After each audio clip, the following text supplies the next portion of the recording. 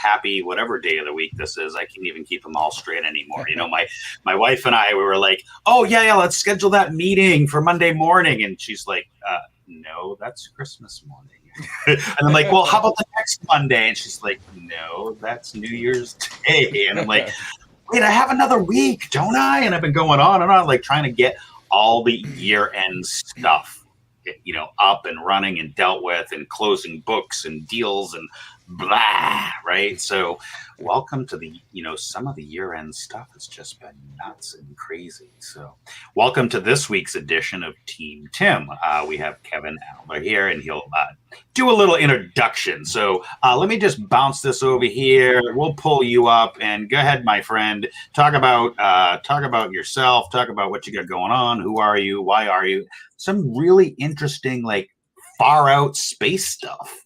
Yeah, I know. So my name's Kevin Adler. I work for BizCom Global and support their compliance as a service program, RiskLock. But before joining over there, I worked as an attorney as Woods Rogers Van Devener Black, doing cybersecurity and data privacy law, helping state and local governments, members of critical infrastructure, and Fortune 500 companies deal with cyber attacks, cyber incidents, privacy things, and explaining and dealing with all the alphabet soup of cybersecurity and data privacy regulations and rules. Before that, I said, you're our new best friend. Yeah. And before that, I was, and in a sense, still am, an unrepentant bureaucrat. I worked for Uncle Sam for many years, working for CISA, DHS, CWMD, the Department of Defense, and NASA. My focus in law school was space, cyber, and telecommunications law, and international and national security law. So I've just had a series of escalatingly fake-sounding jobs, with my first job out of law school literally buying rockets. So buying rockets, right? That's crazy. Yeah. Crazy thing, same part of the federal acquisitions regulation we used to buy toilets. So nice. The law is a strange thing, especially when you apply it to technology. And I guess we're going to have a lot of fun doing that today. Absolutely. Yeah. So without further ado, Mr. Tim, say good morning, good afternoon. Good morning, my friend. Tim Schnur, Cabello, Fort Mesa. I met Kevin at MSP Alert Live with Jesse, and we were just immediately like, wow, these are some good stories and some good background, and who doesn't want to talk about rockets and space technology and law? And the best part about Kevin, which I love, is, as he said, unrepented, unreformed. He drank the government Kool-Aid and puked it all out, right? So I love talking to, lawyers that were going down the law road and now are like, yeah, I don't know if I really want to do this anymore. So, but obviously some incredible experience and stories that he has to talk about. And really, I think today, we'd love to pick his brain on, how do these relate to SMBs and outsourced IT and security, right? Like what can we learn? What can we think about? We keep hearing about all these cases popping up in the news, SEC, states and local government, really trying to enforce cybersecurity laws. And some of them are probably misguided, maybe a little bit. And some of them are based on stale or outdated law. So can't wait to really dig in today. So Jesse, you're up. Hey, I'm just gonna say, I gotta get you a hat. You have to have one of my hats, right? We got the wall, the breach secure, and then we got to get you one of my hats and maybe a shirt too. Sorry, these are probably the best hats at IT Nation, So they were quite. I don't have to shout out who it is, but I think if they're watching, they know. Jesse Miller with Power PSA Consulting. We help MSPs build and scale their security programs and do it for profit. I'm excited about this as well today. As you know, if you follow me on LinkedIn with any sort of regularity, I talk about MSPs building vCISO programs and going upstream to start being those trusted advisors. And I think this conversation is one, that's going to help facilitate that, right? We're talking about materiality, SEC requirements. I mean, there are a just ton of mid-market companies who are, publicly traded and are subject to these new SEC requirements. And there's a lot of consternation in the boardroom and in the executive ranks about these kinds of things. And so I think MSPs that can capitalize on that and actually provide solutions that are, right fit to help meet those needs are really going to position themselves as market leaders. And so, like I said, I think today is going to be a great discussion. Awesome. And obviously, Tim Golden, Compliance Scorecard, we help keep your compliance risk in check. Really excited today. As we were talking in the green room, I'm like, Kevin's my new best friend, right? Because, we have a lot of same synergies when we talk about compliance. We talk about SEC regulations, rules. The referee of cybersecurity is how we like to approach compliance. It isn't this big, bad, scary word. I mean, yes, there are consequences. We'll get into that here as we dig into some of the SEC and FCC and 20 other acronyms that aren't being formed well out of my mouth this morning. So yeah, we're really excited to have you on here. We're going to kind of get into some of the stuff now. So yeah, talk a little bit about, law and a little bit like, how did you get from being the rocket lawyer, oh wait, that's a trademark name, damn it, into cybersecurity at this point?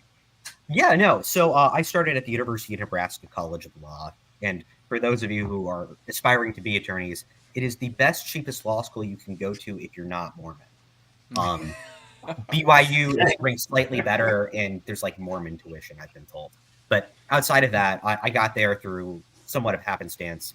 And they have the foremost space, cyber, and telecommunications law program in North America, primarily because they hired a bunch of law school professors for something else, and they were the people in them. And all of the services across the U.S. military send their judge advocates there to learn both space and cyber law to get an LLM, and that's essentially what I got at my JD. That I've always loved technology and computers, and this is just looking at how we apply technology in the world that we live in, which is made out of law, or how we apply the law in the world of technology that we live in. And often the law and technology can coexist. Here's something shocking for you.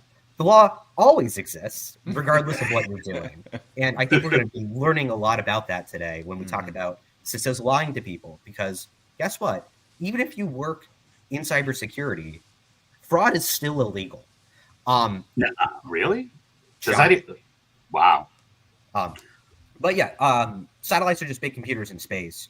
And so I worked first for Uncle Sam, then for doing space stuff and national security stuff, then national security stuff and cyber stuff. And then I found out that people pay people for money for legal services. And then I worked in a law firm, and then I like seeing the sun a little bit more. And so now I work with all of y'all in compliance as a service and technology spaces here. Nice. So there's been a lot of I don't want to use the word scuttlebutt, that's the wrong word. There's been a lot of noise lately about, 8K, SEC regulations, reporting requirements. There's been so much happening, even in the last month and a half. But the last year as a whole, we've just seen this whole explosion of people going to jail and fines and breaches and notification. It's just been nuts, trying to stay up with it as an MSP and as a compliance person. It's just been crazy, right? Yeah, I would say that it's a little bit different than that. Let's talk about 8K. In the past, there wasn't a specific requirement to file an 8K when you had a cybersecurity incident. Right. You do have to file an 8K if you have a material loss. That's always been true. They've just specified that now that you have to do it when you have a certain type of cyber incident. In the past, before this rule, I know of a variety of incidents where people filed 8Ks when they had a really bad cyber incident. If you're building, if you have a material loss because there was a natural disaster, you might have to file an 8K. It depends about how big it was. And so, especially in the IR planning space, as you guys know, one of the things I like to talk to my customers about and my former clients was that, hey, making an IR plan isn't just good for when you have a cyber attack. I grew up in Nebraska. What if there was a tornado that leveled your offices? How would you continue your business? Your computers, they're gone. Don't worry about it. How do you do what you do? I think Sorry. Yeah, it's a little more black and white though, right? Like a tornado is like, did a tornado happen? And then an incident, right? As we heard from Brad Gross, right? Like language matters when something happens, right? Kevin, going back to that, like, so you're talking about the new law, obviously, what is it, 4 days to report a incident or breach, which is a little strong in language wise, right? And then it only applies to public companies as well, right? So like, or does it apply to more than that? Depending. I want to take a step back though, just real quick. I want to jump in for our audience. Kevin, there's a lot of people watching who probably have a little bit of a foggy or murky definition of what is material or what is this concept of materiality. So I'd like you to maybe just lay that out for our audience, how you define materiality. Right. And so I'm preface this with the lawyer answer everyone hates. Yeah, of course. It depends. It depends on who you are and what your business is. Right. Essentially, it's a loss that is so bad that it matters to your company, and you would have an obligation to tell your customers about it. In the case of a cyber incident, I mean, it depends on your type of business. But let's say you make widgets, and you have a cyber incident that now, because your OT is all down, you can no longer make widgets for a period of time, and you have losses that are in the millions of dollars. Right. That's a material loss that you have to report under the AK. Right. Now, and the thing is, you would have to report of that loss, like I said before, if that business interruption was caused by a cyber attack, it was caused by a fire or a working strike or something. Right. Strikes are all different, but that's kind of what it is. Is it bad enough that it matters? Yeah, I saw someone say something recently that I put it very succinctly, and I thought this is good to start thinking about it this way. It said, "What you stand to lose that shareholders care about," and I was like, "That's a pretty good one sentence definition, right?" Yeah. So. Well, will it move the stock, right, Kevin? That also we're talking about public companies here, so material is like stock movement, right? So right, yeah. I mean, if you're a data company and you have a data breach, that's probably real bad. The actual, for instance, the 23andMe had that data breach. Mm-hmm. Yeah. Now, did their operation stop? No. But did the fact that a bunch of cyber criminals got a bunch of people's genetic information probably lower their stock? Yeah. Yeah. They probably filed their 8K. I'm pretty sure they'll get here pretty shortly. So our good friends at ChatGPT, right? Material cyber incidents, right? Because I'm lazy, I'm lazy, right? But material incidents, right? So a little bit of background in what our friends at Mr. GPT like to say. So I like that. I love the within 4 business days. Now, right? So that's actually a really generous time. It is. I'm gonna let Kevin go with this one. Go ahead. So I'd like everybody in the room pull out a contract they have with maybe a big vendor of theirs. I'm guaranteeing you there's probably 2 things.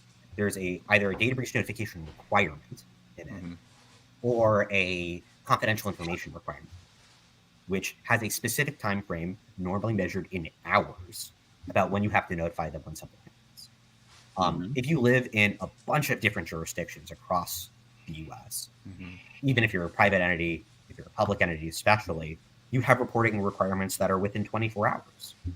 If you're part of a variety of different associations of different types of organizations, you have data breach notification requirements, again, in a number of hours, if not, it's on the higher end, maybe a day, 24 hours. So 4 business days, that's huge. Because when do most breaches really happen? Friday. Yeah. Yep. Friday late. Of a holiday weekend. Wait, that's tomorrow, is it not? Right. Hey, holiday weekend, Christmas weekend, this is going to be a busy time. It's going to be a lot of fun for Yevgeny in Russia. He's going to get Merry all the money he Christmas, needs. Happy New Year. Wait. So are Vans we filed an 8K. Yeah. So right. So the shoemaker, right? And I was just I was like, who filed that 8K in the last 48 hours? And it was Vans VF or whatever. As you said, widgets, shoes. This is a vendor. Do it now. Oh no. I got you, my friend.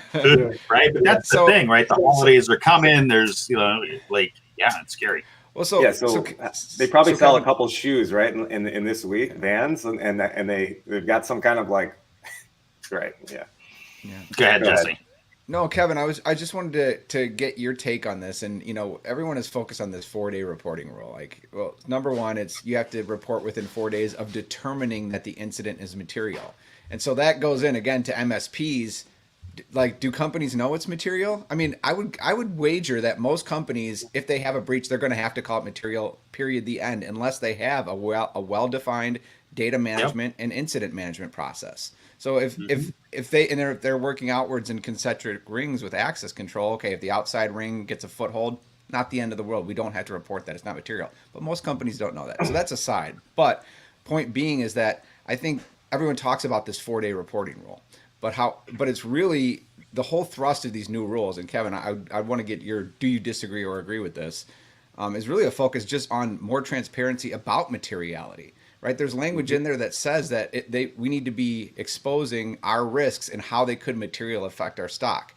It's talking about how executives need to be involved and understand the materiality of the cyber and the data systems in their organization. So I think there's more of a core focus on materiality in relations to cyber than anything else, and I think that's the thrust of the rule. And so, Kevin, I'd love to hear your take. Yeah, no, Jesse, I think you're really spot on a lot of this. I kind of want to focus on two aspects of what you said. First is let's talk about the determination of materiality. Yeah. I've done a lot of IPA. Unless something is very bad, where nothing is working, everything is encrypted, the doors are the physical access systems don't work anymore because of the cyber incident. Right. Machines stop working. Most of the time when you have a cyber incident, even when it comes to ransomware, the materiality of how bad this isn't immediately clear. Right. Often, let's say you did plan well. You have backups. You're back online if you have a good remediation and IR team with you, maybe within a few hours, maybe a day. Right. And if you do a business or whatever, and you have good business continuity planning, you probably can continue doing most of your business without using a lot of your systems and being able to limp along. And so your business, you didn't have business interruption, like you didn't have that material loss. When you realize you have material losses when you're doing the forensics, which takes a little bit longer, and trying to figure out, okay, what did they get? Right. And if you're like, okay, all they got was the Christmas list and our corporate softball lineup for the next few weeks, who cares? That's not a material breach. That's annoying. But you probably have insurance, you've planned for this, and it's not a big deal. Now, if they have all of your trade secrets and the secrets of Coca-Cola, well, that might be a material breach. And once you figure that out, you probably got to file something about that. Kevin, but it is public companies, right? So I mean, like our audience is large. The SEC regulates public companies that are traded. Yeah. However, depending on where you live and the type of information you have, if you have a breach that you then realize impacts not even places where you live, but it affects people who live somewhere else, like Maine or Massachusetts or Vermont. These states have New Englanders, knock it off. New Englanders have great cybersecurity laws. Live free or die, baby, here in New Hampshire. Love it. You have to notify those people immediately, as well as their state attorney general. It's not immediately; it depends on which jurisdiction. But it's a short timeline. But essentially, what I think this and what a lot of the other things that we're going to be talking about kind of show is that the time of when your bad cybersecurity was someone else's problem is over. And a variety of different mechanisms are moving that externality from the people whose information that you have that is now gone to you, who hold their information. Right. I don't think that's necessarily a bad thing. I just think a lot of people are really unhappy that they now have to be responsible for the things that they have. Yeah. So we talk a lot about, like, what's there, 5,000 billion states that have laws on the books around privacy? Yeah, and a lot of them, you have a lot of new ones, but you also have a lot of old ones or things that interact with different types of things. I mean, depending on the types of information you collect, you may be on the hook for a lot of things, and people may even have statutory rights to do stuff against you. California, Colorado, like there are just so many states that are dealing with privacy laws that have them on the books that are either forthcoming. Like if you're not, like, you can Google the IAPP, where they keep track of this privacy tracker. It's really kind of cool. But my thing when I want to talk about a little bit about like the reporting, we can all level set and say reporting has to happen. The time frames vary, but how do I'm an MSP, right? And something happens, whatever records or whatever, there's requirements for 100, 5,000, whatever, right? How do I report this? What do I do? Right? So we know something happens, data got encrypted, whatever. We don't know if it actually left the building or not, but now I got to tell somebody. Who do I tell? Right? There's no 911 for reporting. Well, you say that. So I guess there's a handful of things. If you are an MSP and you manage someone else's cybersecurity and you find that there's a problem, your first call should be to the person whose problem that is. So, but let's say you're an MSP and you have a problem. It's your cybersecurity incident. There's a few things that you probably should do. First, if you have cyber insurance, call your cyber insurance. That's your 911. Love that. Step one, always call your insurance carrier. But or if you have a lawyer, call them as well. So as the MSP, I don't have all that info. I know who my customer is, but you got to tell them in an out-of-band communication if you have it, if assuming their email or something is owned, and then the ball is going to start rolling, and you got to support them. I recommend for a lot of managed service providers to write in what they should supposed to be doing in a cyber incident into their contracts.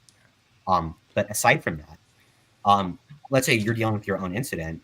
Most jurisdictions across the United States, all 54 states and territories, have a fusion center where public entities, private entities can reach out to for free and notify them. And if you don't necessarily know that, you don't want to, you also have CISA, the Cybersecurity Infrastructure Security Agency, who you can reach out to and tell that, hey, I've had this incident. And they can connect you with resources, law enforcement, and a lot of other tools that can help you. If you're reporting under the CISA Act or under the state versions of the CISA Acts, in certain instances, you can report information and all those cops in the room can't go turn around and tell your regulator. All that can do is help you if you tell people the truth. So I do recommend people talk to the cops. Please talk to the FBI. The people who get in trouble for talking to the FBI were lying to the FBI. And the only disservice that does is to yourself, because you're lying to the FBI is a crime. Yeah. Don't do that. But also, you're preventing people from helping you. It's like lying to your doctor. Did I eat 13 donuts? Yes. Should I have told the doctor that? Probably. Yeah. Was I embarrassed about it? No, I was proud of it, so I did tell him. It sounds, this is like very different from most law, though, right, Kevin? It's like if I come in and like say that I did something when it comes to incident response, like, or it sounds like you're almost in the clear, or there's some almost like, well, it's not like a whistleblower kind of immunity, but some kind of immunity is that where you're kind of going there? Or? The purpose of the CISA Act was to get people to report and get connected with resources so they can fix their problems. And so the government can understand what types of cybersecurity incidents were happening. This helps law enforcement because they get intelligence that they can act on, go deal with the threat actors out there. This helps the other corporate community because they can then identify, oh my gosh, there's a 0 day out there. We got to patch this. And there's been tons of instances of big companies finding these 0 days, talking to CISA, and then CISA going to Microsoft, CISA going to whatever these providers are, and getting a patch, getting this fixed, and protecting everybody. If you go look at a lot of these CVEs, if you click on them from the CISA sites, they'll tell you who told them. And like, oh, Clorox told us about this. Thank you so much, Clorox, for identifying the 0 day in Microsoft Exchange. I mean, the interesting part about the reporting piece, because I've heard this from some of the MSPs that we work with, like, I don't want to use the word they're afraid to report, but essentially they're afraid to report because I'm telling on myself. And like, when mom says, hey, did you steal the cookie? And you say, yes, you probably might get in trouble. So there's that whole mindset of like self-reporting feels scary because, not only am I telling on myself, but I'm probably going to get in trouble too. So Yeah. I mean, it depends. And like, let's If say you've got terrible you did a bad security job. and you're like, oh, this happened, like it's not like a get out of jail free card. So, and that's true. And I think a great example of this place is the HIPAA context. The HIPAA what? HIPAA context. So if you have a breach I mean, under HIPAA, that's just like that, you have a requirement to report. And it's more of a question of what's worse. Telling your parents that you broke the lamp or them finding out about it. And from experience, I can tell you, if you tell your parents that, oh yeah, I don't know what happened to that lamp, that's crazy, and they walk in and it's shattered on the ground, you're more in trouble than you would have been if you said I broke the lamp because I was playing ball in the house. Yeah, we got different parents. If you have bad security and you get owned, you're going to be. Does that mean I need to tell my mom I refilled the liquor bottle with water, or they just don't make vodka like they used to. or just wait for her to make her next cocktail and be like, huh? Yeah. The thing is, this is why it's important to have a good lawyer, right? I mean, because these are questions you should be asking your lawyer and involving when this breach happens, so you can get good advice and not put yourself in a corner. So having a good lawyer, or honestly, just having some good planning and maybe not having such bad security because you understand your compliance obligations. You know where your data is. There's lots of other ways to help yourself left the boom. But let's say you're trying your best. Everything was going to get implemented on Monday, and by golly, on Sunday you get up, and so you end up here. In the past, we used to joke in school that under HIPAA, if you had a plan and you followed the plan, you'd be fine. And so your plan could say, I am going to cry deeply and call my lawyer. As long as you cried and it was deep enough and you call your lawyer, you'd be fine. But as Tim go back and forth here, this is no longer true. And you have to look at how meaningfully are you complying with these obligations. Right. Recently, someone got owned by phishing, which happens all the time in every industry. And they had a breach of protected health information. And the HHS OCR, who enforces HIPAA, came down on them hard.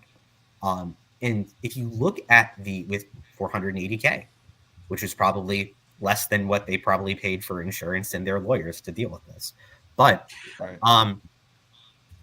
well, they weren't the only one too. There's another one in Massachusetts, the same thing, right? So there was another one in Massachusetts. Like, this is starting to happen, folks. Right. Well, right? The thing is, HHS OCR has been going after people. Historically, they're going after people who did nothing. There are fewer people who do nothing. Now people do something, and now they're looking at what that something is.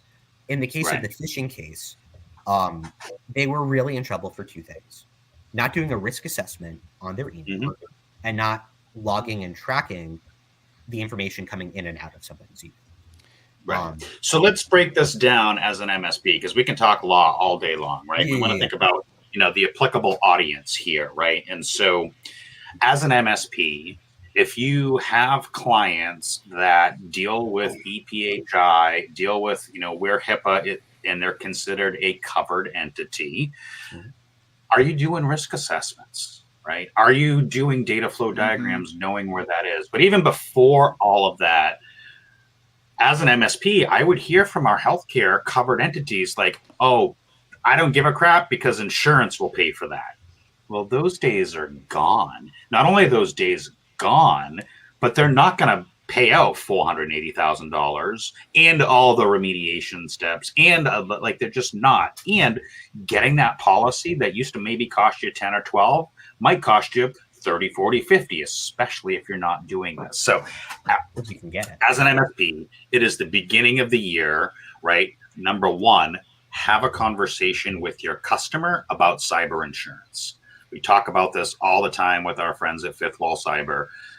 It is the beginning of the year. Literally start to have that conversation. Not only that, but track their renewals so you can talk to them 3 months before it happens. The second thing that I would say is, it's not hard to do a security risk assessment that you should be doing anyways. Yep. So Tim, so I had my take there on. So I'm an MSP. I'm just trying to kind of rehash what we've heard from Kevin here. If I cry, I get a little. I could get some immunity, right? Because there's some statutes here that like they want to know, they want the data, they want to help others. So, you know, I work for the mob boss, but I killed a couple people, but I'll help in the greater cause.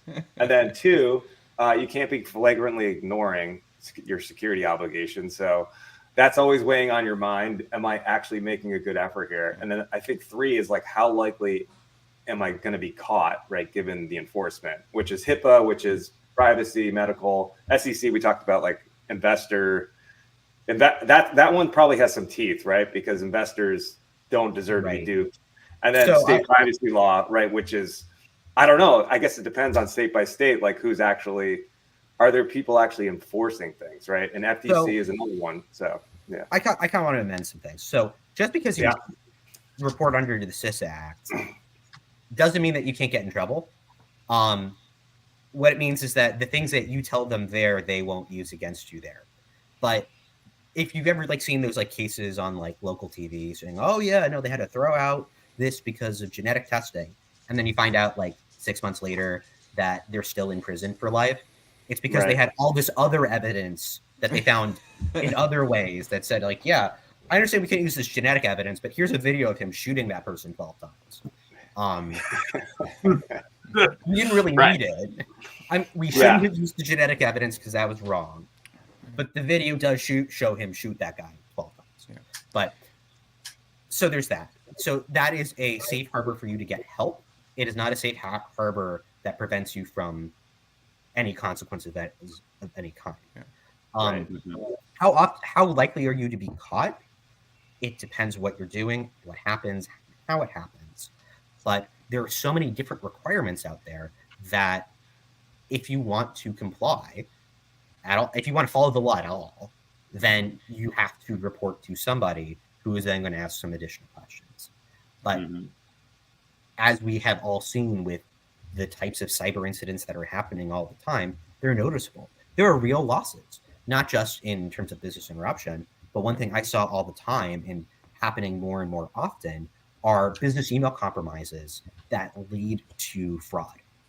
So someone owns someone else's inbox, and they use their legitimate credentials to go talk to you. You guys were in the middle of a transaction, and they say, oh, you know, I just changed my bank account.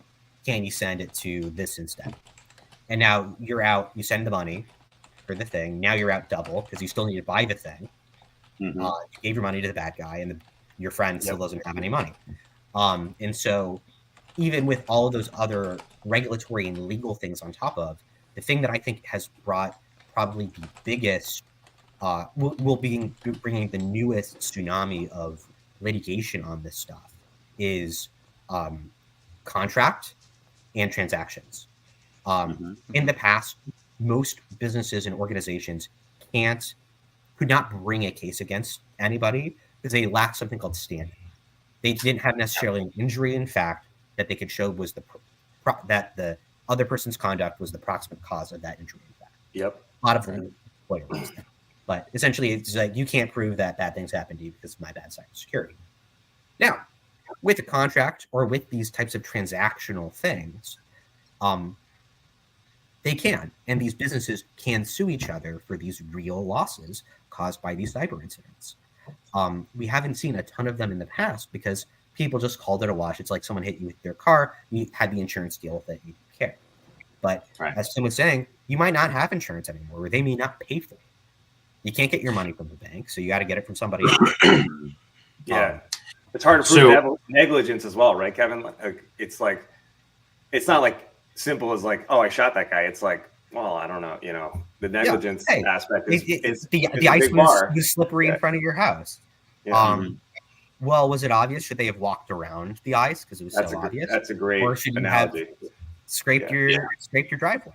You know, it depends. One of the areas that, you know, we talk a lot about here for MSPs is that mentality of shift left.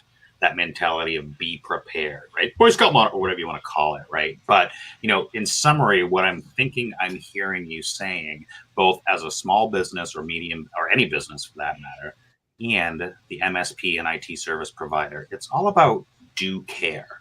It's all about, making sure that we're doing the right things to the best of our ability and to the best of our knowledge, right? And putting in due care and due process, right? And what does that mean specifically, like for an MSP, for a healthcare organization? Number one, do a security risk assessment. Number two, make sure you have your BAA in place. Make sure your contracts are solid. Work with a lawyer like Kevin or Brad Gross or Eric Tills, or the people that we always talk about in the legal cyberspace, right? So due care, I think, is really important. Like, you no longer can you say, yeah, I shot the guy, but you don't have my DNA. And like Kevin said, yeah, but we got the video, right? And so, as we think about due care and we think about, putting blinders on or lying about this stuff or pretending it doesn't, like, not listening, like, even let's talk about like the SolarWinds thing, like, which has really been the biggest catalyst for the last several years of a driving force behind why we should be doing this and the consequences around it. Tim and I just wrote, so I'm going to let Jesse go here in a second, but it was really about like how much is reasonable, right? And where should I be investing? Reasonable is the word. Yeah. And I just hit Tim up in the chat. So I'm saying, like, are you saying a risk assessment is more important than buying like a dark web tool? Yes. Right. Like, absolutely. Right. Because the lawyers are going to be like, well, I thought that was the best way to spend my money was to go buy this dark web tool. Here's the danger. Right? So, wait. Let me stop there. So here's the danger. I bought the dark web scanning tool. I'm scanning the dark web. Now I know my stuff is out there. I'm even more culpable. Right. Like, if I didn't have the tool, I could claim ignorance a little bit. But yes, we're selling dark web monitoring, and now I know your information is out there, and I didn't do anything about it. But back to Jesse on like reasonable, right? What is reasonable? Like, is dark web monitoring reasonable, or is actually doing a risk assessment reasonable? Well, you know what I'm going to say. I'm going to say you have to know your risk because it's going to be a unique profile for each company. Now, there will be some parallels based on industry and some other things, right? But you need to know your risk. If you don't know, if you're not mapping out your risk as an organization, you're in trouble. And that, again, goes back to the materiality portion. And we're talking about now 10K reporting for SECs. Like, how do we do our cybersecurity? I want to read a snippet from the rule here. It says, the new rule says, describe whether any risks from cybersecurity threats have materially affected or are reasonably likely to materially affect the business strategy, results of operations, or financial condition. And so now you have to put that down in your 10K annual report, right? And that's what's causing a lot of heartburn for a lot of people. And so I'll let Kevin go ahead and kind of piggyback off of that. And I think that's why, talk about the SolarWinds case, and do they have a case? This rule wasn't in effect, but I think we're seeing kind of the fallout from some of that, right? Right. So the things with SolarWinds, and I think with a lot of technology stuff, we often think, oh, I'm doing something new. Oh, this is a new issue. All those old laws, that's for like the telegraph or like carrier pigeons or whatever. That doesn't affect me. Right. I'm doing AI, Web3, new technology, cool stuff. In reality, the law always exists and it always applies to you, even if you don't understand how it does apply to you. Right. Right. And here, what they're getting in trouble for is not mentioning a material problem and lying about it to people on public documents. You can't lie to people, and you can't hide stuff when you're a publicly traded company, even when it's bad news, because it's against the law and you're getting in a lot of trouble. So I mean, to compare. I was going to say, in their rebuttal, it was quite interesting as well, right? So if you haven't seen this, you should Google like their Sunburst event and kind of read that, because the rebuttal has been interesting as well. Yeah, for the most part, when people have big cyber incidents, if they worked with Uncle Sam, I mean, these are big companies like Microsoft. Did they get into a lot of trouble because of the on-prem Exchange vulnerability that caused all those incidents a few years ago? No, because they worked with everybody, didn't lie about it. SolarWinds didn't discover Sunburst. Mandiant or FireEye did, I think, and then started telling everybody about it. They have a presumption of innocence and everything. They're going to fight it as they should, and I'm sure they're going to hire a lot of very good lawyers to make some very good arguments. But the SEC's case is that, hey, you had this obligation and you didn't do it, or you didn't do it all the way. So, what do you expect us to do? But Kevin, I mean, I think the bottom line is right. I think if we're trying to do the right thing, it's not about be secure to all threats, right? No. It's about do what you can with the budget you have, balancing risk with a risk assessment and spend, and be honest about where your material risks are so that investors can make informed decisions. That's the thrust of it. And so if we do that, we can, you're never fully safe from litigation or from being caught up in something. But if that's really our effort, and I think that's really what we're doing, and we can demonstrate that, we're in pretty safe territory at that point, right? Yeah, absolutely. And I would always recommend people look at their risk and plan for their risk over anything else, because understanding how your system works and understanding what you're doing will be a lot more beneficial in an incident than doing anything else. One trap I often saw large organizations fall through was they would buy every tool. They would have everything. You would what? I'm sorry, I didn't hear that whole thing. What was it that you said? Did you say something about? I'll try 500 tools. That's how many. That's it. And none of these tools would talk to each other, or no one would look at the tool. And then they have an incident and they don't know what to do, and none of the stuff works. In one case that we dealt with, a school district had an MSP, a relatively large one. They had a really good backup solution that would have solved all this problem if it was plugged into the wall for power. And often what people little misstep there. It's not the crazy 0-day stuff. It's the 101 stuff that people do. Threat actors are as lazy as we are, and find the easiest way to win. Understanding your risks and being able to react to those risks will help you a whole lot more. Getting a good configured Microsoft panel, I think, will fix 90% of most people's problems compared to them buying a $40,000 firewall or something. But I want to sell more firewalls. I'm an MSP. The margin on that's like 80%. Well, hey, the margin on your advice is probably a lot better because it absolutely is. Absolutely. Yeah. So we're coming up on the last probably 15 minutes here. We've talked a lot of stuff, right? There's been a lot of big lawyer words from our friend Kevin. There's kind of been this debate on reporting and when and time frames and gosh, it just seems to be such a whirlwind of change over this past year, over this past couple of months, even around cybersecurity, right? Doing our due care, doing risk assessments, identifying areas of risk, but I'm a 3-person MSP. I have me, my 2 technicians, we deal with help desk tickets all day long. I ain't got time for that, right? But how is it that I can start to think about, not even think about, but to actually start operationalizing these kinds of things, right? No longer can I just put the blinders on because I have dark web monitoring and I know something happened. Now what?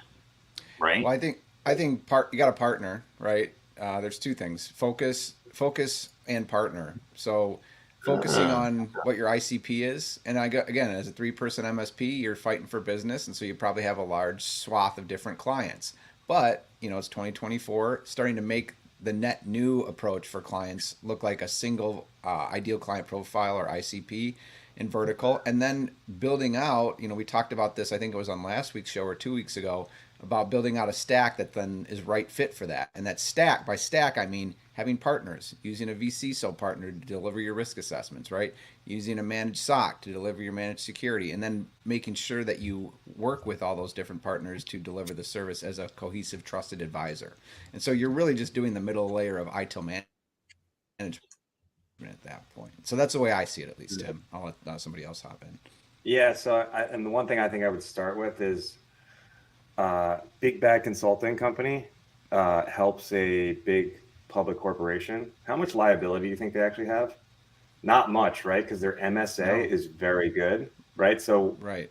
MSPs, MSAs, master service agreements, just as important, right? If we had Brad Gross on, Kevin is probably extremely good at writing MSAs. That's important, right? So like, what's the MSP on the hook for? And like, a lot of that can be drawn out in a good MSA. Is it best efforts? I don't know. How do you do cybersecurity and not be liable for it? So I don't know what your thoughts are on that, Kevin, but a good no guarantee clause. Yeah, good no guarantee clause. Yeah, I mean, have good contracts, have good indemnification clauses. If you can obtain it, get insurance. I mean, those are pretty easy ways to externalize your risk. But a ways to manage your risk is to help your customers and understand your customers. I mean, this is just good from a business point of view. What business are your customers in? And what types of data, what types of risks are endemic with those customers? Yeah. And if you're like, oh my gosh, I deal with all these people who make left-handed smoke shifters and they have trade secrets or whatever, go up to them and say like, hey, do you have a DPL solution so we can help make sure that people data protection laws, so people aren't stealing your trade secrets or whatever. Yep. Be a helpful person that communicates and identifies problems before they become a problem. Yep. And the way that you do that is understanding your customers and understanding both your and their risks. Yeah. If you're just providing licenses to people, this is a way for you to move towards a more managed service where you can provide greater security. If you are managing their security, this is a great way for them to finally listen to you to go do that thing that you really want to do because it's really going to protect them. Be specific. Point out the specific things and how other people in their industry have gotten owned by not doing these things. All that information is really easy to find. Go to MITRE ATT&CK, click on a few things that you're worried about, and they'll tell you exactly who did, where, and how of how someone got owned by not fixing this type of problem. And you can have really specific and very compelling evidence to bring to your customers. But knowledge, communication, and helpfulness, I think, are key to really any type of thing and are great starting points to make real risk assessments to really fundamentally improve people's cybersecurity and to get them to meaningfully comply with their compliance obligations. Yep. I get it. That happily aligns, right, Tim, with everything we've talked about on this show. Is getting a seat at the table, asking the questions. Yeah. And I get it. As a small MSP with 3 to 5, even 20 staff, right? Even if I had 20 staff, I guarantee you most of those are going to be sales and account management and not necessarily the technical pieces or the business pieces, right? And so whether you're, 1 or 2 person MSP or a 600 person MSP, number one, we don't really like talking to people. That's why we deal with computers all day, right? But you need to be able to have that conversation, right? We've had multiple sessions here on Team Tim about getting a seat at the table. It can be as simple as sending your customer an email and just ask or calling them directly and setting aside 30 minutes to even discuss with them and ask them that one simple question around, do you even know where your risks are? No, that's your job. Well, okay, let me help you identify that. Let's put a plan in place. Let's partner with people like Jesse at Power PSA to be able to build out and understand these vCISO services. Let's make sure internally we got our own crap together, right? We talk about this all the time. Like, start with yourself. Do a risk assessment on yourself. Yeah, my techs are too busy. Well, they're going to be even more busier after boom. right? Start doing this work internally. Start understanding your own risks, because I've said it all year long. I'm going to keep preaching it. MSPs, you own all the risk. You own your risk and you own your client's risks. And until you start to identify where those are and transfer them appropriately where they belong, right? We've been preaching 2FA for decades, and you still have that client that says no. And when that happens, you're going to be culpable because you don't have the evidence to back up saying, no. Get your agreement together. Do the work on yourself. And if a client doesn't want to do a recommendation, make sure you document the shit out of that. And you have that, appropriate change management, and you have that information so that when you're in court and you're standing in front of the jury of your peers, you can't blindly say, I have dark web scanning, I didn't know. Well, of course you knew, because you have dark web scanning. Or I have this tool and I didn't know. Well, of course you know, because your tool set told you, and you never told the client, and you never transferred that risk, or at least shared that risk with your client. So identify those risks, tell your damn client about them, and document the living hell out of it, so that when you're standing at the jury, you can say, listen, I told them. It's just like our kids. Don't touch the stove. Hey, don't touch the stove, or you're going to get hurt. Don't touch it. And they touched it anyways. Well, I told them. And I told them again. And now I have to soothe the wound. So my recommendation is always document the hell out of that risk, identify where they are, and make sure your client knows about it. And even if they continue to ignore the emails, put that damn thing in a certified letter and mail it to them and have them sign the certified letter. There are ways to be able to say to your client, we've identified an area of risk, and you can either ignore it or you can do something about it. All right, off my soapbox. That was a rant. I love it. And I was agreeing with everything you were saying. Yep. It drives me nuts, because As that long is as the Kevin problem. was agreeing. Yeah, I think. I'm on board. You gotta Any, be any legal leaks there, Kevin? Yeah. Yeah. Hey, I mean, the ideal thing is that they wouldn't be able to do anything to you because you already have it's already in your MSA. But Right. But the thing is, showing people, hey, you have a problem, here's what it is, here's what this means, is important. Sending people pieces of paper or email probably is not going to do anything. Yeah. Have a conversation with people if you can, and connect it to them. Make it real to them. Because you got CV, whatever. Meaningless. No one understands what that means. Yeah, I think it's what we say, right? The MSA is your legal shield, and actually communicating and educating your clients is your relational shield, right? And you have to do both of those things to really protect yourself. So yeah, so you go to court and you win. Do you really want to get into litigation? Well, the way you mitigate that is through the relationship, right? And so those are the two pieces that balance each other well. If you're in court, you have already lost. Absolutely. Yeah. So we're winding down in the last 5 minutes here. We always take the opportunity to give one key takeaway. I already ranted on mine for 5.5 hours, so we're good. I'd like to go around the room like we always do, and we'll pick on Jesse, since you're in that box already. Oh. You're still a little blurry, or it could just be my glasses, or how's that Starlink flying over their cow pastures? Yeah. Stop streaming your Netflix. Well, I don't think there's anybody doing anything. We're just maybe having a little bit of clouds in the sky or something. No, I would say my takeaway is that, my takeaway is a saying that I use is called Burger King the market, right? So you have to, Burger King waits till McDonald's moves into a corner, proves that out, and then they move in across the street, right? They don't have to be best. They have to be second best. And so that's how you can look at risk services for your MSP. You can partner with people that can deliver that effectively for you.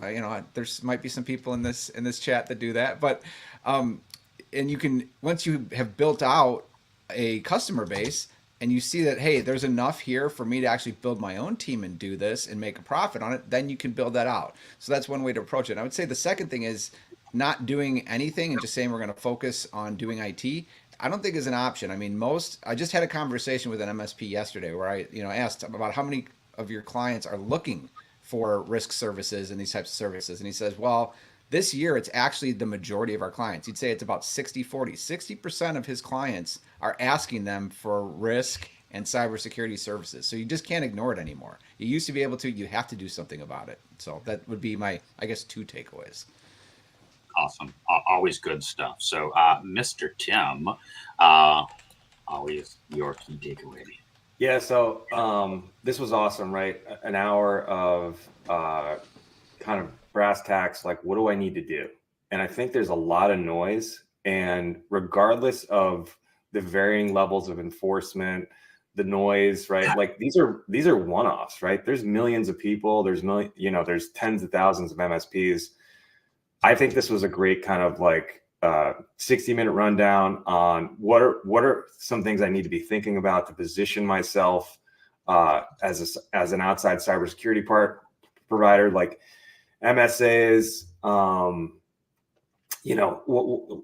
What do I need to do? And as Jesse made a great comment, that's your legal shield, but your relationship shield is really having that what if conversation, having digging in deep, right? Getting a seat at the table and really understanding that, because not only is it going to shed your liability, but it's going to provide a ton of opportunities, right? Like you're going to be compatico with your client, and you're going to understand them, and they're going to want to do these things because like you're looking out for their best interests, and you'll never get down this road of like being in court, which is you've already lost. The whole thing's over. So just some really good thoughts, right? Like in terms of where should I put these cybersecurity investment dollars? And, we made fun of the dark web thing, but it's something to think about, right? Like, am I doing a risk assessment first before just like reselling a bunch of tools?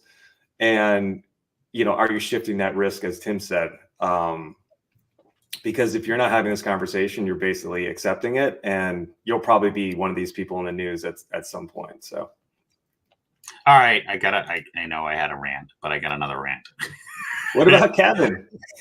Well, Kevin's going to take us home, right? Kevin's going to take us home. So, and he'll be up next. So we talked about MSPs owning the risk. We talked about MSPs not necessarily having the right plan in place to figure it out. Here's what I'm seeing in the shift. And it's actually where IT services started, a couple decades ago, which is it's a relational business, right? It's not a ones and zeros, bytes and bits. Like if we think about, way back in the mainframe days where they would bring all these consultants in and build out this giant, like it was a relational business back then. And then we started to commoditize. We started to figure out how to gain efficiencies. And now everything's just a SKU.